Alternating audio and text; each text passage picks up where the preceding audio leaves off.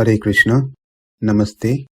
Chapter 15 is entitled as Puruṣottama Vidya, Puruṣottama Yogam. Sloka 18, Part 2. Yasmāt kṣaram atīto akṣarād kṣaram atosmi loke vede prathitaḥ puruṣottamaḥ. For the reasons that was mentioned in the 17th Sloka, Krishna says here in the Sloka that he is superior to two classes, kṣara and akṣara puruṣas. And this is why he is been celebrated as Puruṣottama in Vedas and Smritis.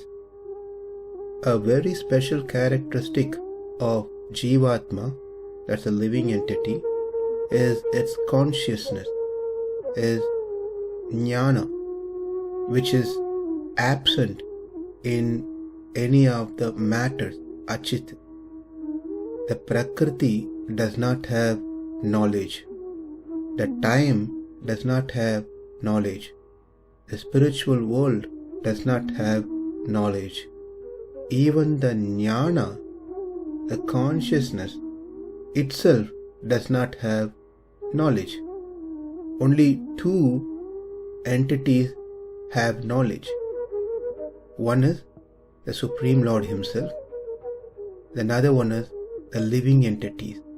The jnana of the Lord is not restricted, does not go through expansion and contraction. But the knowledge that the living entity possesses goes through expansion and contraction because of its karma. The living entity which has attained the higher species of life must utilize the jnana in a proper way. Therefore, the purpose of knowledge of the human being is of three: tattva, hita, purushartha. Tattva means knowing the absolute truth. Hitam means to know the goal that we need to achieve. Purushartha means we need to know the means by which we can attain that goal. These three are the only purpose for which we have knowledge, jnana. If that jnana is not utilized for knowing these three, tattva, hita, purushartha, then that knowledge is of no use.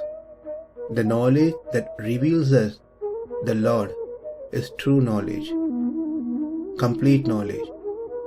That which not helps us to know the Lord, to know the goal, to know the means by which we can achieve the Lord, then that knowledge which doesn't help, simply useless knowledge. Now that we have learned that Krishna is Puruṣottama, we also need to know how the other schools of thought, who is Paramatma, who is Puruṣottama, who is Bhagavan, for them. The philosophies called darshana are categorized into two: astika, which is orthodox, and nastika, which is heterodox, based on whether they accept or deny the existence of Atma, Vedas, and the Supreme Lord, Puruṣottama. When a darshana, the philosophy, accepts these three, then they are orthodox. When they deny the acceptance even one of these three, Atma, Veda, and Paramatma, they fall into Nastika, the heterodox category. There are different matas who accepted these three, and there are different who did not accept them. Now let's start with Sankhyas. They fall into orthodox category. They are of two types. One is Seshvara Sankhya Another one is Nirishvara Sankhya.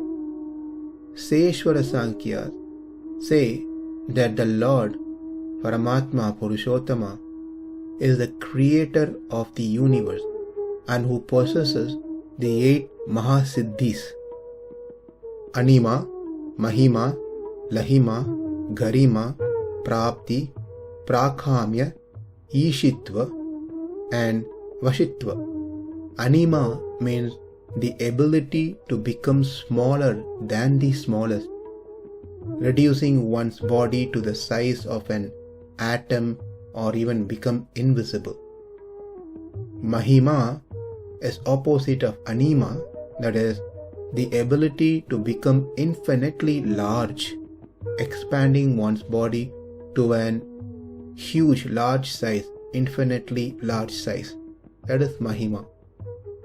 Lahima, the ability to become weightless or lighter than air. Garima is opposite of Lahima, the ability to become heavy, heavier or dense. That is Garima. Prapti, the ability to instantaneously travel or be anywhere at will. Prakamya, the ability to achieve or realize whatever one desires. Ishitavyam, the ability to control nature or an individual, that is, supremacy over nature and ability to force influence upon anyone. For example, sitting in one place, one can lit fire that's in a distance, or move things without touching them. These are Ishitavyam. Vashitva, the ability to control all material elements, the Panchabhuta, earth, water, fire, air, ether. Able to produce, able to create things using these elements. So, as per Seshvara Sankhya, the God is one who has this Ashtamaha Siddhis: Anima, Mahima, Lahima, Garima, Praptir, Prakamya, Ishitavyam, Vashitvam. And as per Nirishvara Sankhya, they do not accept the existence of God. That is why they are Nir-Ishvara. There is no one controller. That's Sankhya philosophy. Whereas Yoga philosophy, Yoga Darshana, says that the Lord is one who is devoid of klesha. Klesha means distress, difficulties, miseries, etc. The kleshas are 5: avidya, asmita, raga, dvesha, abhinivesha. Avidya is opposite of vidya. Vidya means knowledge, avidya means ignorance. So avidya refers to considering the body to be the self. When we say I, it actually in truth refers to Jivatma, who is different from the body. But when we think I means this body, then that is called avidya. Next is asmita. This is nothing but ego, garva. This pushes one to think that one is better than others. I am handsome, I am learned, I am a rich man. This is all by the klesha called asmita. Next is raga, that is unlimited desire towards worldly objects. Attachment, desire or demands for one's enjoyment, that is raga. Dvesha is hatred towards others, opposite of raga. It could be towards people or it could be towards matter, that is dvesha. Abhinivesha is fear, especially fear of death. Even Indra, who lives much way longer than human being, is afraid of death, when the demon comes to attack, that is abhinivesha. These 5, avidya, asmita, raga, dvesha, abhinivesha, are known as pancha klesha. We have discussed this in detail in chapter 6, verse 13 and 14, part 6. So, as per Yoga Darshana, the Lord is free of pancha klesha, and next, he is free of karmas. He doesn't have good deed or bad deed. He is free of papa and punya. Thirdly, no vipakam, no divisions. He doesn't fall into any caste like devata, manushya, triyak, tavara. He is free of all these different divisions. He doesn't have a lifespan set like us. We all live for some time and we die. But Lord lives forever. And bhoga, the experience, the enjoyment, it is only for us due to our karma, whatever we have to experience. That is not for the Lord. He is free of those type of experiences which we go through because of our karma. And then ashaya, the activities that we do gets into papa and punya. But the Lord does not get papa and punya because of his activity. And according to Yoga Darshana, he is the one who composed the Vedas and preached them to the world. He is the Adi Guru, and he is the one who gives the fruits of one's action. This is all as per the yoga philosophy. Next is Puruṣottamaḥ. According to them, the Lord is the one who creates the world, and he is known as Pasupati. Whatever action that the Lord performs, he does not get a reaction. He is free of papa karma and punya karma. And according to them, the Vedas are paurushaya, not apaurashaya, meaning the Vedas are authored by human being. Next, Nyaya Darshana. According to Nyaya philosophy, Atma is not ajada. They are not self-cognizant. They are jada. For those who are new to these terms, jada and ajada, please refer to the 13th chapter, verse 3, part 4. So, according to them, Atma is jada.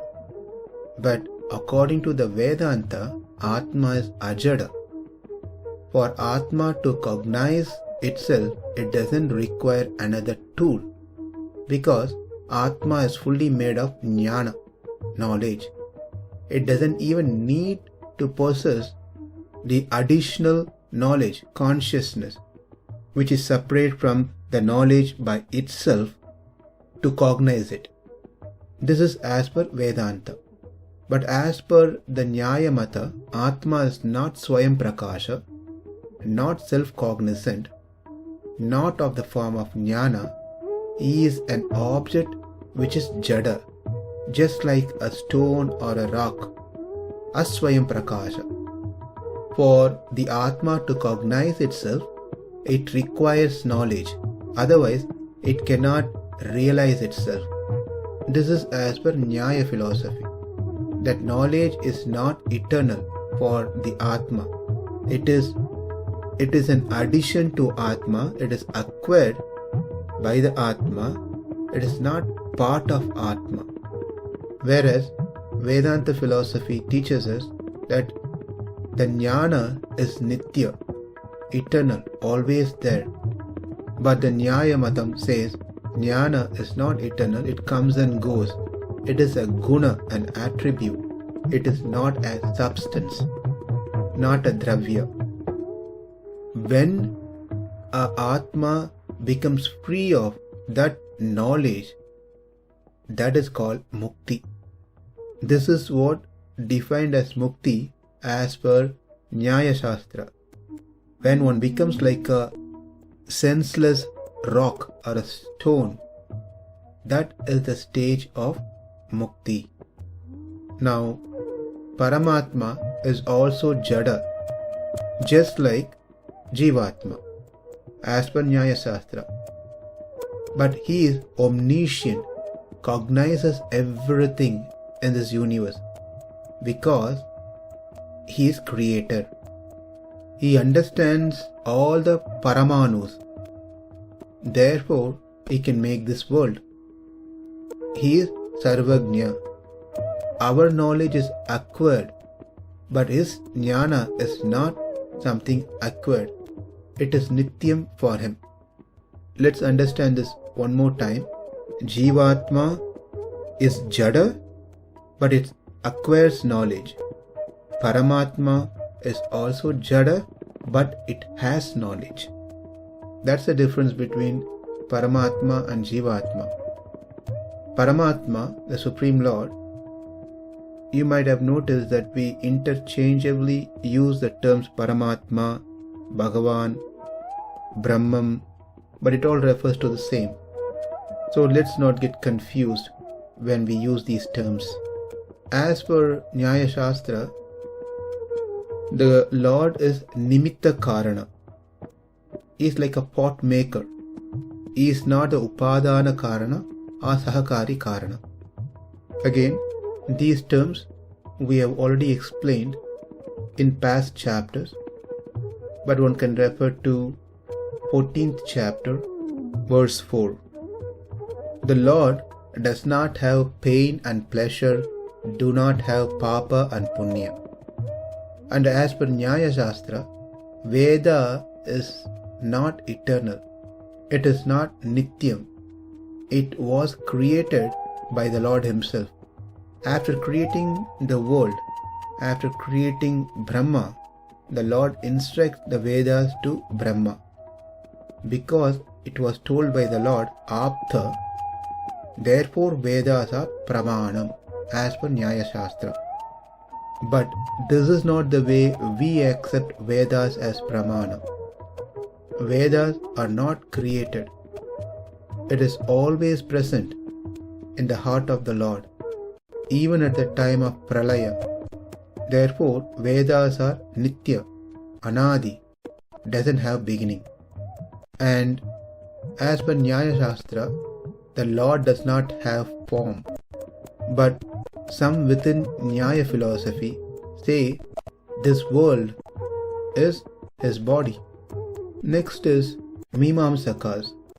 They also classify into two. One who completely denies Ishvara or Devatas, whereas the other type accepts it but focuses more towards the karma, the activities. Importance is given to the karma. Karma here means the activities that's prescribed in the Vedas, than worship of Ishvara. One may ask a question, if they do not accept the existence of Devata, then question is, how come they perform Yaga Yagya Homa? Because in that sacrifice, fire sacrifice, the mantras that are chanted do call out the names of Devatas, Agni, Indra, Varuna, and so forth. The Mimamsaka says that the name doesn't mean there is a person behind the name. Those words, Agni, Vayu, Indra, Varuna, are not of a physical existence of a Devata, but it is just words.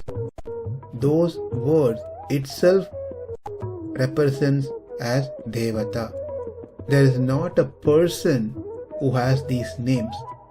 So, the word Indra is the Devata Indra itself, not that there is someone called Indra who has Airavata, elephant, Vajrayuta, weapon, etc. No such person really exists. Then here comes a second follow-up question.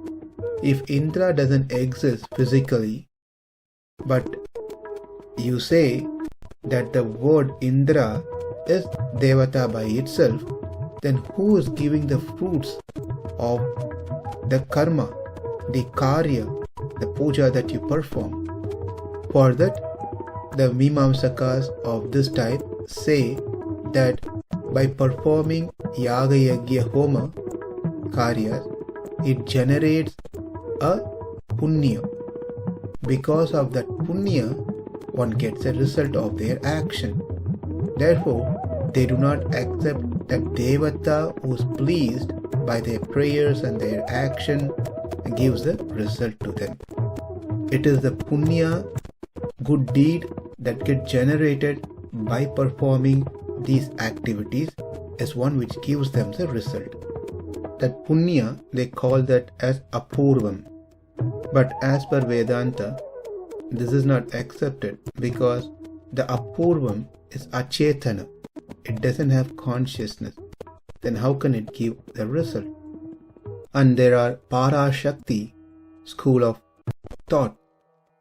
They accept Shakti to be the absolute truth. And there are others who falls under Trimurti Samya, where they consider Brahma, Vishnu, Shiva to be on the equal platform. They form the committee who takes care of the creation, maintenance and destruction. There's another school of thought called Vaisheshika. They deny that Vedas are apuruṣaya. They also deny the origin of Prakriti. They deny Atmas or Anu. And as per their philosophy, Ishvara, God, possesses a very limited attributes. He can only function so much. The entire creation happens through the combination of atoms. And the role of Ishvara is nothing. He simply be a watcher. That's all. But these are all against the Vedanta. Vedas are apuruṣaya. Everything has an origin. Therefore, the universe also has the origin. It all comes from the Lord. Jivatma is ajada. Jivatma is chit. Jivatma is anu, not vibhu. And Ishvara is not limited with his functions. He is unlimited. Whereas, as per Advaita philosophy, the Lord is nirmala, blemishless. But due to avidya, that Brahman, its knowledge is impacted. He is covered by avidya, therefore he thinks there are many things besides him. That Shakti which covers the Brahman is achādaka Shakti. And that avidya which takes the form of this whole world is called vikshepaka Shakti. When that Brahman realizes that he is one, Paramatma is one, and everything that exists are not real, they are illusion, then at that time all these illusory things get disappeared, and what exists is Brahman alone. This is Advaita philosophy in nutshell. Whereas the heterodox, those who do not believe the Pramanas, are Bhautikas, the Buddhism, Jainism and Lokayaka, the Charvaka matas. And there are many more, but these are the prominent ones. According to Buddhism, there are 4 different subdivisions within them, and they have their difference of opinion. In short, according to them, everything is momentary. As per Jainism, Jivatma is suppressed by the body, dharma and adharma, whereas Paramatma is free from body, dharma and adharma. Lokayakas, who are known as Charvakas, they accept the government, the ruler as Paramatma, as God. One who has extraordinary power to control, to do things. They consider them to be God. Like Rama and Krishna. They do not accept Rama and Krishna as the absolute truth. They see them as someone who has extraordinary power. Therefore they are Ishvaras. They believe in Pratyaksha Pramana, not in Shabda Pramana. Buddhism and Jainism also doesn't believe in Vedas. As per the Vedanta, Vaishnava Siddhanta, the Lord is Puruṣottamaḥ. He is free of any defects.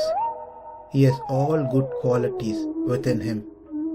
He is Sarvajna, is omniscient, omnipresent and omnipotent. Jnana, Bala, Aishwarya, Virya, Shakti and Tejas are his divine qualities, principal qualities. He has a divine form, Aprakrita Divya Mangala Vigraha. That form is not made of Prakriti, it is Aprakrita. He is Antaryami, who enters into each and every object and lords over that object. He is a creator, maintainer and destroyer.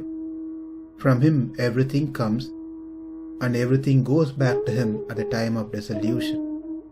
He does everything as his Leela, as his pastime. He is Sriyapati. He is the Lord of Sri. He is Ishvara. He is Paramatma. He is Bhagavan. He is that absolute truth, Brahman. And he is that Puruṣottamaḥ, as clearly stated in this verse. In this session we try to cover various philosophies, their understanding about God. What we covered is very little. There are much more can be discussed, but most of this were also discussed in the 5th chapter, 7th sloka. To summarize, sloka 18. For the reasons that's been discussed earlier in the previous sloka, the Lord is superior to kṣara and akṣara puruṣas, who has been glorified in the Vedas and Smritis as Puruṣottamaḥ. And that Puruṣottamaḥ is none other than Sri Krishna himself. He is a person with unlimited divine qualities, with no trace of any defects. The next verse states that the term Puruṣottamaḥ was explained so that we can adore the Lord accordingly. Yasmāt kṣaram atīto akṣarād pruruṣottamaḥ atosmi loke vede prathitaḥ puruṣottamaḥ. Namaste. Hare Krishna.